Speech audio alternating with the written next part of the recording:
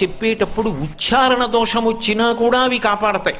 అందుకే అపశబ్దంబుల కూడియున్ హరిచరిత్రాలాపనముల్ సర్వపాప పరిత్యాగము చేయు కావున హరిన్ భావించుచున్ పాడుచున్ జపముల్ చేయుచు వినులన్ వినుచు అశ్రాంతంబు కీర్తించుచున్ తపసుల్ సాధులు ధన్యులౌదురు కదా తత్వజ్ఞ చింతింపుమా అంటాడు నారదుడు వ్యాస భగవానుడితో మాట్లాడుతూ. అసలు కలియుగంలో తరించడానికి మార్గం ఏమిటో నీకు తెలీదా వ్యాస భగవానుడా? అపశబ్దంబుల కూడియున్, మాట్లాడుతున్నప్పుడు ఉచ్చారణ దోషం వచ్చినా అది భగవన్నామం అయితే మాత్రం మనిషిని కాపాడేస్తుంది.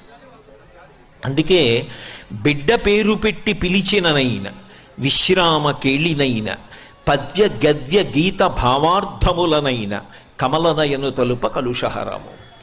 బిడ్డకి భగవంతుడి పేరు పెట్టుకుని బిడ్డని పిలవడం కోసం పిలిచినా సరే